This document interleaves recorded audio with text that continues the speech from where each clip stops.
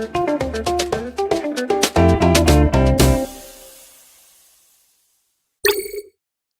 guys, welcome back to assignment 12. You should find this assignment 12 Photoshop file on Schoology. It is this image of a ballerina. We are going to start off by learning a new type of selection. We've already messed with these selection tools, but up here at the top bar, there is a category called Select. If you click it, you can click on these options, and those have really common areas that we find ourselves selecting, like the sky, the subject, or the focus area, or even a certain color. We're going to click subject, and it will automatically pick out the ballerina for us. However, we can see if we zoom in, there's some minor issues happening on the computer's end. This happens because sometimes these colors are a little too similar for the computer to understand, from this kind of like white cream to like a brown beige. Sometimes it's the quality of the picture, but nonetheless, we can go in. I'm going to right click our magic options, and I'm going to click quick selection, the one with the little brush, not this one. Remember, those are two different things. We're looking at brush selection. And let's remember that up here we have our options for plus and minus. First, we're going to set it to plus. I'm going to make the brush a more comfortable size. And I'm just going to go help the computer understand what I want. You might have to zoom in extra for this, and that is okay. All right. I think that's the only things we were really missing. Yeah, okay. So now I don't want these little extra patches. So we're going to set to minus, and we're going to tell the computer I don't want that.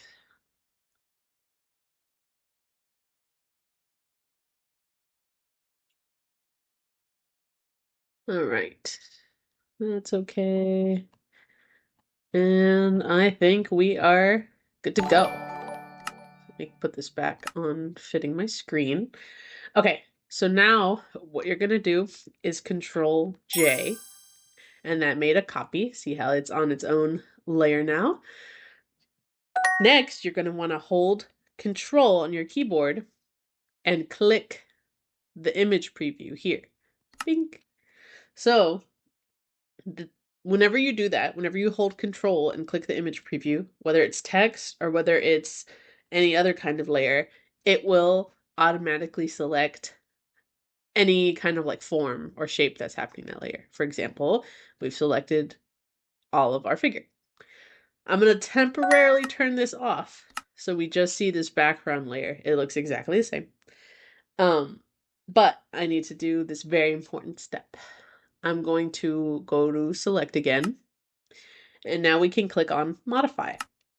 Modify lets us change up our current border, so we can smooth out the border if we wanted to. If we felt like some areas were too pixely, we can create a border.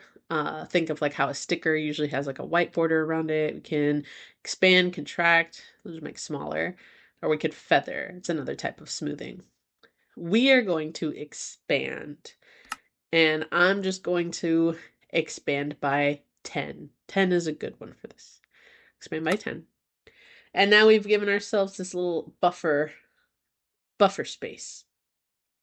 So the reason we're doing that is because now we want to kind of clear this figure off for the next steps of our assignment. So in order to do that, we have our selection. We're going to click edit, and we are going to click fill. So this will fill our selection. You could always change this to other things like a color or a pattern, but we want to make sure it says content aware. So now make sure it's set to content aware. Make sure color adaptation is on, and you'll click OK. So give the computer a second, and it'll kind of figure out what it would look like if that figure was there. It doesn't do the most wonderful job in the world, but it's good enough for what we're about to do. So now let's turn our figure back on. Now we have a background and a figure.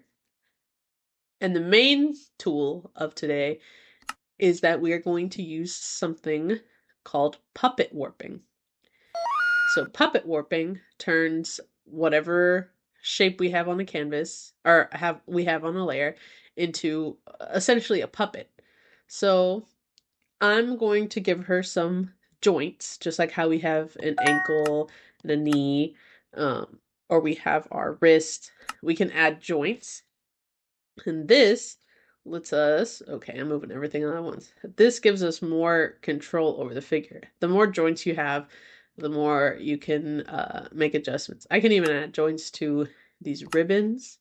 Maybe I wanted them. Ooh, you got to be careful though, because this can get real weird real fast. Um, can add joints to her arms, change her positioning. You gotta be careful about giving people like crazy long arms and legs. We're just trying to pizzazz stuff up a little bit. I want you to just practice changing her pose. Or maybe I want to give her like a curved down skirt. I can change the positioning of her torso. I can make her really like tall and really thin, or I can kind of push her torso outward.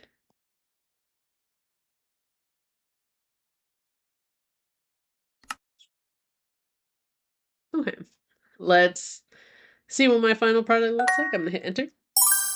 And that's it. So this doesn't look half bad. I kind of tweaked some of her things. If you're wondering like, oh, this looks basically the same, here's what it looked like before. So before, after. I basically made her like 5 inches taller. And I changed a little bit of her posing.